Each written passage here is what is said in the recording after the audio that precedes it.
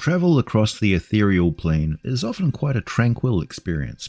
If you happen to be an immortal flying at tremendous speed through the endless drifting mists for hours at a time, it gives a lot of time to ponder things, such as why the residents of Toril, a world not long removed from being home to three major magic, artifice and psychic-powered empires, the people there seem to no longer know anything about the beings who live within the ethereal plane.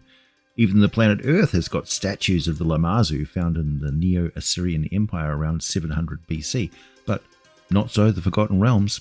I've talked about the Lamazu and the Shadu before, but today there is a far more rare and unusual creature you may encounter one day, investigating some dry old ruin in the deep desert of Anarok. If you don't happen to run across a sphinx, griffin, jackalware, lamia, or irate form of well-preserved undead, you may find an Opinicus.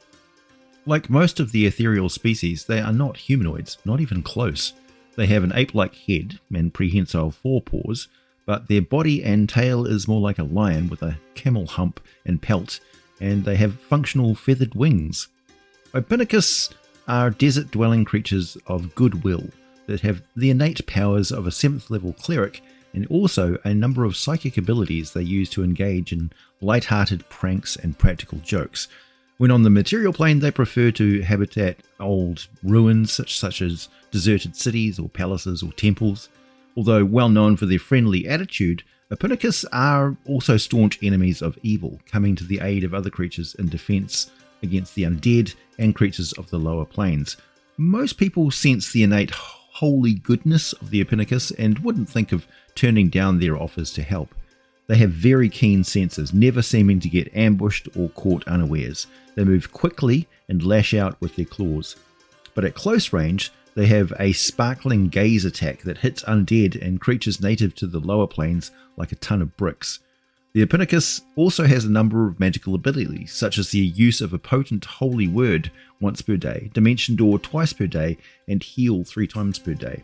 I've given you a 5th edition stat block in the description of this video. On the world of Toril, well away from the Anarok Desert, are the lands of Zakara, the land of fate. There, these far-flung arid regions are dense with ancient ruins and isolated oases, where you can find Opinicus a bit more often than in the far north. Opinicus stand about as tall as a human, so you can look them in the eye as they talk to you.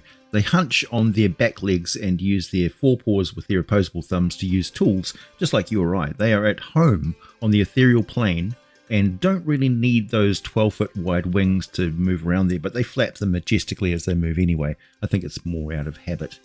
Their psychic powers include probability travel, teleportation, astral projection, dimension door, dream travel, telekinesis, dimensional anchor, animate objects, control winds, inertial barrier, and levitation, for those of you who are unfamiliar with psychic powers in 5th edition. So these are easily able to navigate the immaterial realms of the ether, the astral, and the dream realms, and you can find them there. Perhaps one of them turned up in your dream once, you never know. When in the material realm, they like to eat a variety of foods. They're not very fussy eaters, but they still prefer delicious meals and can live for centuries, particularly if they spend a lot of time in the astral realm.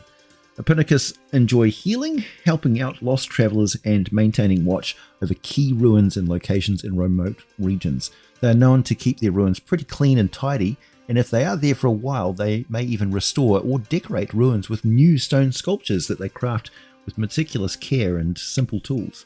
Like all intelligent beings, the Opinicus is capable of good and evil. The vast majority of them, though, are chaotic good alignment. They are clever pranksters who enjoy the company of good-hearted beings of all kinds. They loathe the undead and attack these mesmeric winged tricksters called Al-Jahar that you find in Zakara on sight, which is quite handy, but often alarming as they stop what they're doing and leap into the air to do battle with whatever horror they can sense a lot better than you can. You won't find a better guide to the immaterial realms than the Opinicus. They get along well with the Barrier as well whenever they meet in the outer planes, but the Opinicus much prefers to hang out in nice desert oases, eating dried dates and drinking wine, right here in the prime material plane. The heroic terrain and daily adventures of Isgard, home of the goat centaur Barriors, is a bit hectic for the more playful Opinicus.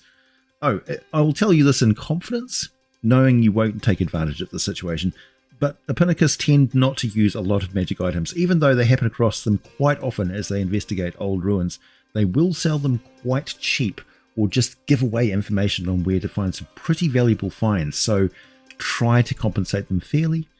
You can find the original listing for the Opinicus in the Monster Manual 2, published for the first edition Dungeons & Dragons way back in 1993. You can also get a mention of them in sourcebooks that are talking about the Divine and Heavenly realms, as the Opinicus serves as an important role as a guide, a genuinely helpful guide for player characters new to the Ethereal realm or lost out in the desert somewhere. I'll be slowly bringing you monster ecologies and lore for all the creatures found in the Monster Manual 2. My name is AJ Pickett, thanks for listening, and as always, I'll be back with more for you very soon.